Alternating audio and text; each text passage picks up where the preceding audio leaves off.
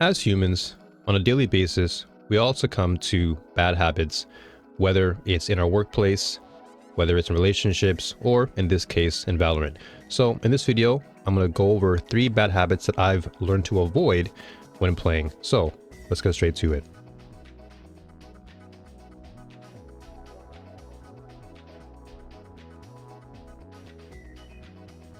Many of us have succumbed to this bad habit, and that is to overextend. So what does that really mean? Well, when you go into a game, many of us have this idea that if our teammates play bad, we have to quote-unquote solo carry the team. But in doing so, you're placing a lot more pressure on yourself, and in doing so, you create the bad habit of trying to do far too much than you can handle. And that ultimately leads to team morale being decreased, as well as the motivation being decreased, because now the whole team is in shambles. No one's really communicating what they want to do, and you need to be focusing on being a team leader as opposed to being this arrogant, cocky, and over-the-top quote-unquote solo carrier, when you should be focusing on the team carry aspect, because that's ultimately where you'll win more games. Sure, we're all going to have those moments where a teammate isn't performing as well. But remember, impact is still impact. They may not have the most KD in the game, but the impact they made helped you to essentially make better plays.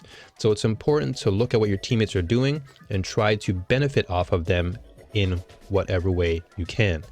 That is really the true essence of playing at a high level, or at least being consistent to place yourself above everything else. So overextending, you don't want to be doing that too often, because you put yourself in bad scenarios far too often because you think you have to solo carry, when again, this is all about a team carry. You want to be playing with your team effectively and making the best of the situation in spite of what's happening. You have to always have the mindset that there's always an opportunity, and as long as you're looking for it, that window of opportunity will always be there for you to take advantage of. So be sure to utilize it efficiently. So that being said, let's move on.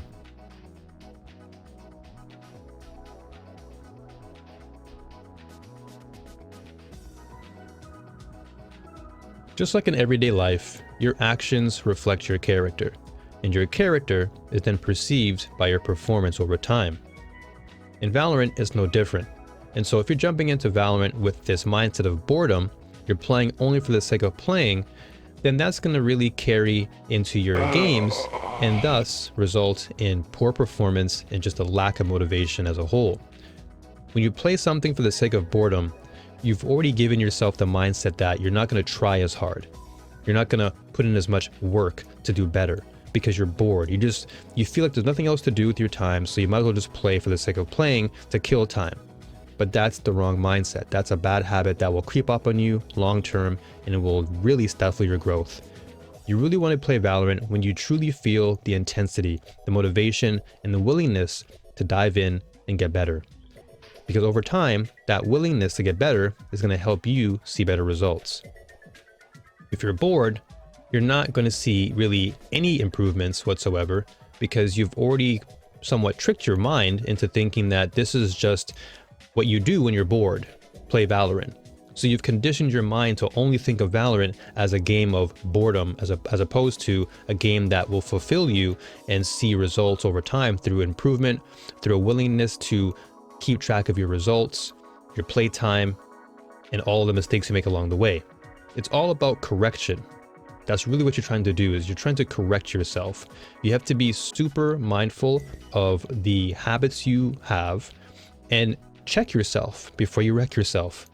Because if you don't check yourself over time, someone else will, and that's going to cause you to feel unfulfilled and perhaps even lash out in frustration because someone else called you out for your own bad habits.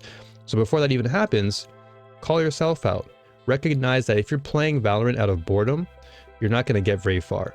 You're going to continue in this really slow, molasses-like mentality where your rank is not going to improve. You're going to be hard stuck for a long time, and you're just not going to see any real true self-value come from anything that you do. You're just going to look at your rank and think it's all that's important, and your mentality is not going to be thinking in terms of evolution. you're just going to be thinking, oh, well, nothing else to do, I'll just play. That is a mindset that's going to only carry you further and further down into the pits, and you're going to only see your rank suffer as a result, and therefore your teammates are also going to suffer because you're not performing the way that you should. So bear that in mind. Really take care of this bad habit immediately. Don't play when you're bored. Play when you're truly motivated to learn and get better, and that will really yield better results long term. So let's move on.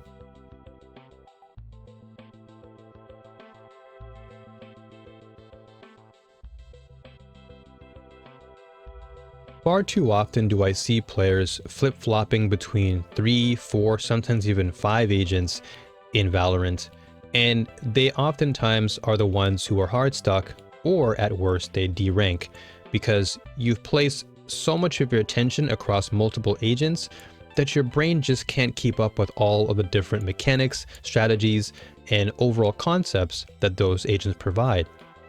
And that bad habit can really haunt you long term if you're not careful, because you just become this average Joe or average Jane where you don't really provide any substantial meaning to your team, because you're not really aware of all the necessary strategies that you have to implement to ensuring your team's victory.